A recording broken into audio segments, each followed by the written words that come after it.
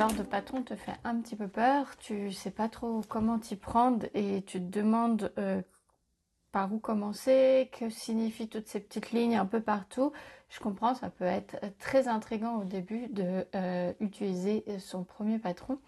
Mais aujourd'hui, j'aimerais te faire un petit point pour démystifier un petit peu toutes ces lignes un peu qui s'entremêlent et puis regarder les points auxquels il faut vraiment que tu fasses attention pour bien comprendre les patrons de couture et puis pas te tromper lorsque tu décalques ou que tu utilises un patron. Donc, tu vas voir, c'est pas si compliqué que ça et puis tu vas très bien t'en sortir. La première chose à faire lorsqu'on commence à un nouveau patron de couture, ça va être de regarder les instructions. Que ça soit des instructions sur un magazine ou que ça soit des instructions plus sur un tutoriel imprimé comme moi je l'ai fait PDF. Vous avez toujours des instructions au départ qui sont très importantes à regarder. Première chose, vous allez avoir tout ce qui est tableau de taille. Donc les tableaux de taille ici. Donc ça va être les dimensions qui ont été choisies pour chaque taille. Les dimensions comme le tour de taille, la hauteur du buste, la longueur des jambes, tout ça.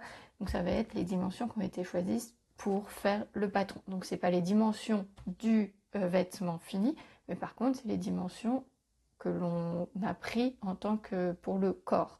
Parce qu'un vêtement, il a forcément plus chemise en coton, ça va pas être exactement la même largeur que le corps, sinon on serait étriqué dedans, on pourrait pas bouger. Donc il y a ce qu'on appelle de l'aisance qui est pris en compte, donc c'est pas forcément la dimension du vêtement, mais par contre, si votre corps correspond à telle ou telle dimension sur les tableaux de mesure, normalement, si le patron est bien fait, le vêtement devrait correspondre à vos dimensions et vous allez.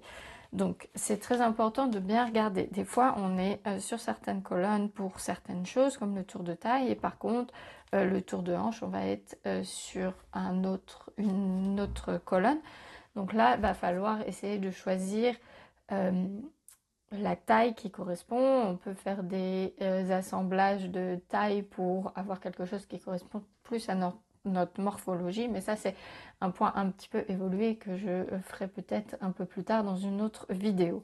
Pour l'instant, essayez de savoir si par exemple c'est un pantalon, si vous avez un tour de hanche plus grand qu'un tour de taille, il va peut-être falloir privilégier le tour de hanche pour être sûr de pouvoir rentrer dans le pantalon, quitte à réduire un petit peu la taille ensuite pour que ça vous aille.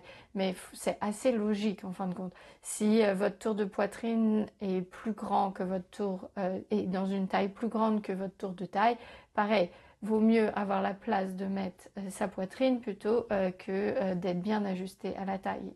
Et donc c'est pas grave si c'est un petit peu plus grand à la taille, mais être sûr de pouvoir rentrer. Donc moi je dirais que en fonction de la dimension, vous pouvez choisir plus ou moins grand. Par exemple, si vous avez une tour de taille sur une taille supérieure par rapport à votre tour de poitrine, mais que c'est une blouse très évasée, peut-être que garder la taille qui correspond à votre tour de poitrine sera peut-être plus judicieux que de prendre une taille au-dessus parce que au niveau des épaules, au niveau de la poitrine, ça va mieux tomber et comme c'est quelque chose de très évasé, vous allez de toute façon rentrer avec une taille un peu plus grande dans ce modèle.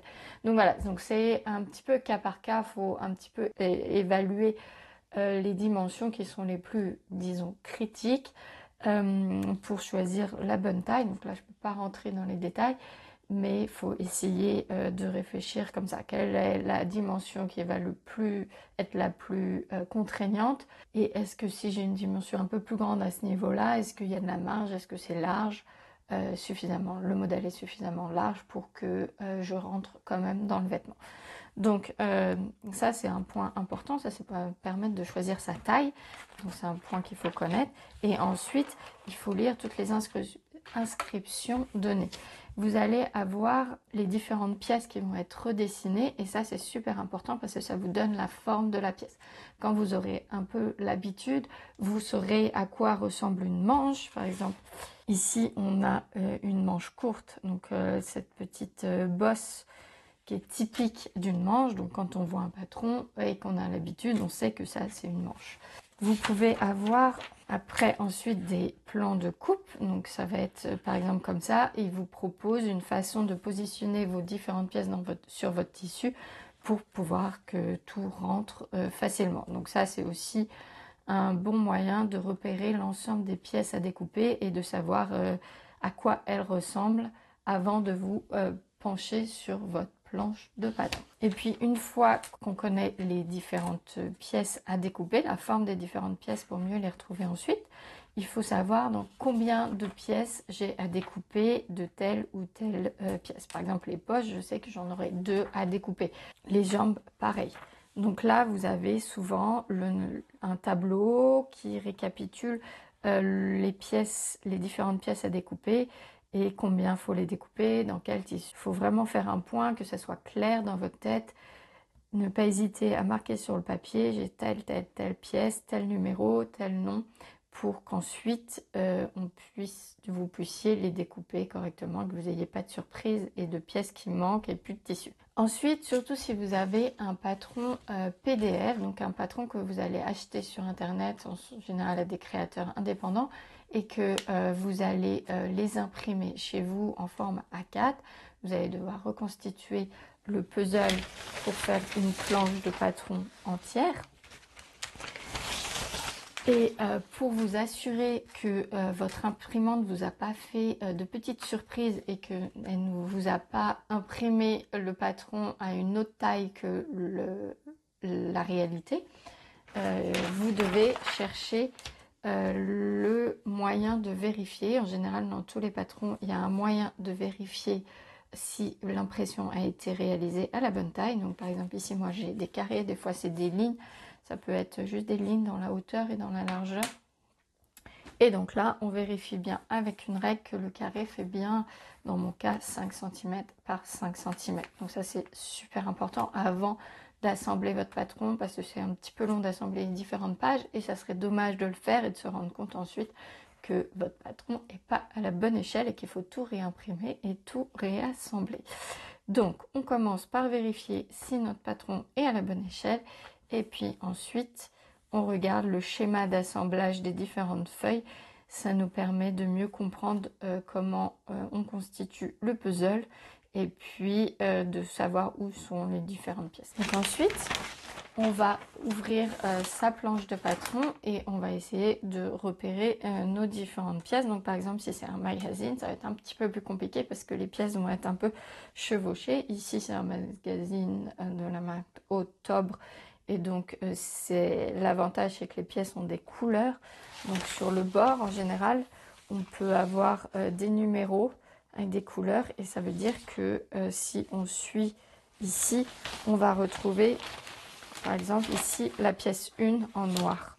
On va pouvoir venir décalquer si c'est la pièce que l'on recherche. Donc, une fois qu'on a repéré un petit peu toute notre pièce, va falloir les recopier. Il y a du papier à patron, une sorte de papier de soie qu'on peut utiliser pour recopier ces différentes pièces. Moi, j'aime bien utiliser la bâche, simplement de la bâche pour peinture. Donc, c'est de la bâche qu'on peut retrouver dans les magasins de bricolage. Ça permet de protéger les meubles et tout ça lorsqu'on fait de la peinture ou des travaux. Donc, moi, je la prends le plus fin possible. Ça a l'avantage d'être transparent, de ne pas coûter très cher comparé au papier de soie en termes de métrage, parce que quand on a un rouleau, on en a pour un certain moment quand même.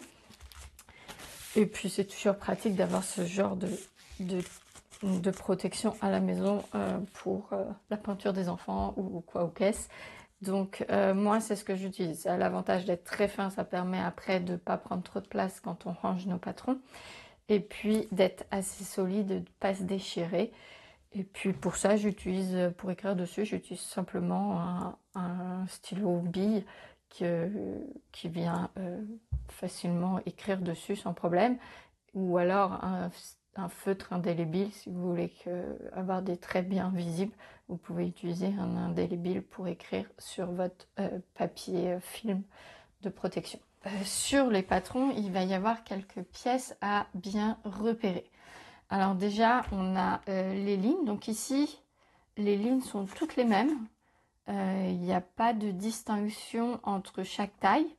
Par contre, il y a les différentes tailles qui sont indiquées régulièrement sur les lignes. Certains patrons vont avoir des codes en fonction des différentes tailles. Par exemple, ici, sur mes patrons, j'ai des lignes pleines avec des couleurs différentes, des lignes avec pointillés, différents types de pointillés pour repérer les différentes tailles. Donc, quand vous avez choisi votre taille, vous repérez bien les différentes votre marquage qui correspond à votre taille pour pouvoir vous repérer et savoir quelle pièce va falloir que vous recopiez. Donc surtout pour des modèles comme ça, moi ce que je préconise c'est de repasser chaque ligne au stabilo, comme ça vous verrez bien au moment de recopier, de décalquer, vous verrez bien quelles sont les lignes, donc de prendre le temps, donc ça prend peut-être un petit peu plus de temps, mais vraiment de repasser au stabilo toutes les lignes, parce qu'il y a certains moments, par exemple ici, vous voyez, c'est un petit peu compliqué, il faut bien prendre le temps de suivre la ligne pour savoir où on va. Donc des fois avec le papier transparent, on voit un petit peu moins bien, surtout si vous utilisez du papier de soie. Donc c'est important de repasser bien votre ligne au stabilo. Donc vous prenez bien le temps de tout recopier. Et il y a certains petits codes qui sont inscrits sur les patrons qu'il va falloir connaître. Par exemple, ici, vous avez probablement une ceinture ou je ne sais pas trop ce que c'est, une bordure de colle. Bref, là, vous avez une pièce rectangulaire assez facile et vous avez une ligne ici, noire, avec une flèche. Ça peut aussi être présenté par une double flèche. Et donc ça indique le droit fil de votre pièce, donc c'est-à-dire le sens dans lequel il va falloir poser la pièce pour qu'elle suive le sens du tissu. Donc cette ligne doit être bien parallèle au bord de votre tissu avant de couper. Donc là, je vous ramène vers la vidéo sur comment couper son tissu, parce que c'est super important de respecter le droit fil, sinon la pièce risque de se déformer à force au niveau de l'usage, et l'élasticité d'un tissu n'est pas pareil dans tous les sens. Donc c'est vraiment important de respecter ce droit fil. Ensuite, vous avez des fois, vous avez des pièces qui vont être à couper au pli. Donc ça va être, par exemple, ici vous avez probable un haut. Donc ça va être un haut, sûrement le dos au vu de l'encolure. Et cette pièce-là, elle représente que la moitié de votre pièce de patron. Donc ici, c'est marqué avec des pointillés. Donc là, va falloir couper, ce qu'on appelle couper au pli, c'est-à-dire qu'il va falloir venir plier son tissu en deux et il va falloir venir placer ce bord-là contre la pliure. Comme ça, on va découper deux pièces en même temps et lorsqu'on va la déplier, on va avoir une pièce symétrique. Donc, ça évite d'avoir des pièces de patron trop grandes et puis ça permet de découper bien symétriquement ces deux pièces en les découpant en même temps. Enfin, ces pièces. Et donc, cette marque-là, il faudra bien prendre en compte que c'est au pli. Sur certains patrons comme les miens, je fais une flèche comme ceci. Je fais une flèche et ensuite je fais une flèche parallèle. Et en général, la pliure au pli correspond également au droit fil. Donc vous allez devoir positionner votre pliure bien parallèle au bord du tissu, à la lisière du tissu. Et donc voilà, donc, vous avez différents marquages. Malheureusement, les marquages des patrons, il n'y a pas de convention internationale pour indiquer les marquages des patrons. On retrouve régulièrement les mêmes indications sur les patrons, mais rien n'est normé, donc ça peut un peu varier selon les créateurs ou selon les maisons. Vous aurez aussi peut-être des pièces à couper en symétrie, donc comme par exemple une manche. Là, on va venir la couper en deux. Donc on va venir replier son tissu, poser sa pièce et puis découper deux pièces en même temps, les unes sur les autres. Comme ça, on aura deux pièces complètement symétriques. Donc ensuite, il y a certaines petites choses à repérer également et à pas louper quand on recopie un patron. Par exemple, ici, j'ai des petits traits sur l'emmanchure de mon haut. Et ces petits traits, ça va être ce qu'on appelle des repères d'assemblage. Donc ces repères d'assemblage, ça va être ici, on va avoir un repère sur l'emmanchure et on va avoir le même repère sur la manche. Et lorsqu'on va venir faire l'assemblage, il va falloir faire correspondre ces repères pour être sûr de bien répartir le tissu correctement. Donc c'est des repères importants à relever et à pas oublier parce que ça permet d'avoir un assemblage après plus facile et plus équilibré. Donc c'est important de le marquer. Des fois on a des petits traits comme ça, des fois on peut avoir des petits triangles, des fois on peut en avoir deux, et puis vous pouvez aussi avoir oui, des petits triangles pleins. Des fois ça peut ressortir, ça peut être sur l'extérieur du patron. Vous avez différents petits marquages, mais en général c'est soit des traits, soit des triangles, et donc ça c'est important de les reporter sur votre patron lorsque vous recopiez et de les reporter ensuite sur votre tissu lors de la découpe. Vous pouvez avoir tout ce qui est pince ici en vert. Donc ici j'ai un bout d'un vêtement, donc ça c'est le haut, et donc là on va avoir des pinces de poitrine. Donc là ça va faire des petites flèches là qui reviennent, enfin des petites pointes qui reviennent à l'intérieur du patron. Et donc ça c'est pour créer des pinces, donc ce qui permet de créer du volume, notamment au niveau des pinces poitrine. Donc là elles sont marquées complètement avec une ligne.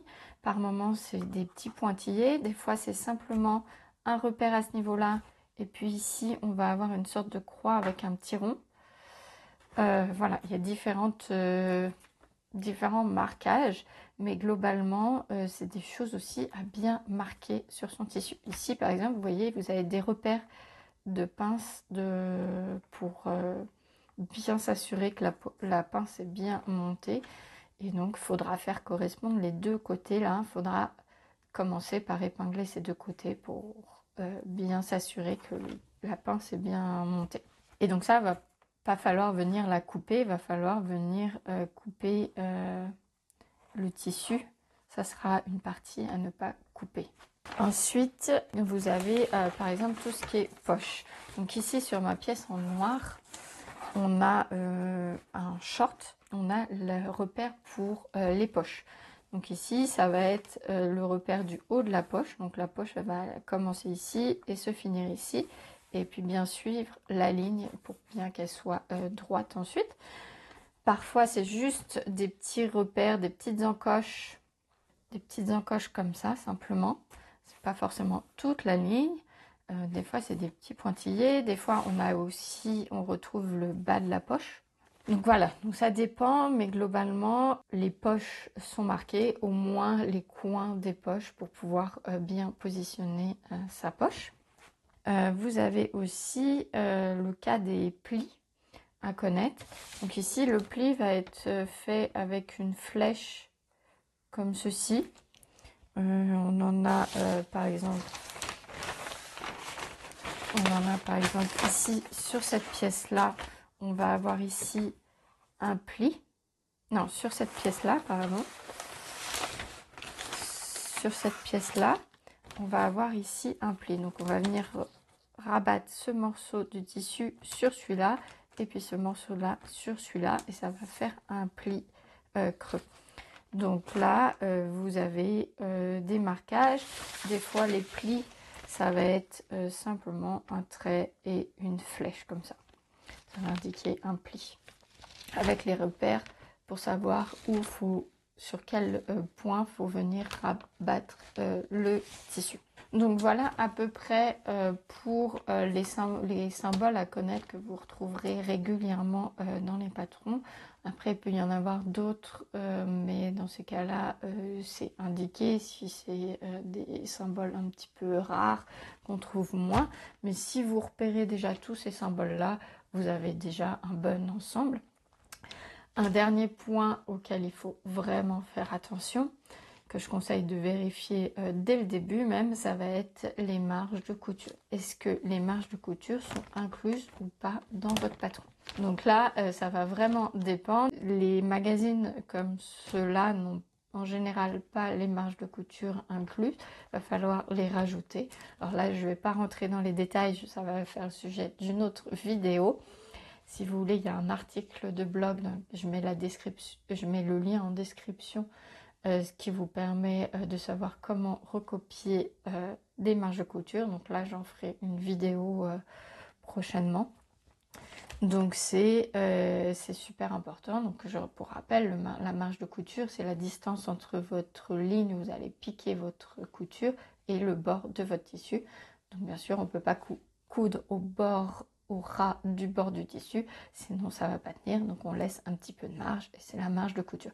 Donc suivant le type de finition, suivant le type de machine utilisée aussi, vous allez avoir des marges de couture de différentes valeurs. C'est vrai que ça peut être un peu laborieux de recopier les marges de couture, mais globalement, si vous avez un patron sans marge de couture, va absolument falloir le faire, sinon vous risquez d'avoir un vêtement trop petit. Donc c'est important de le faire.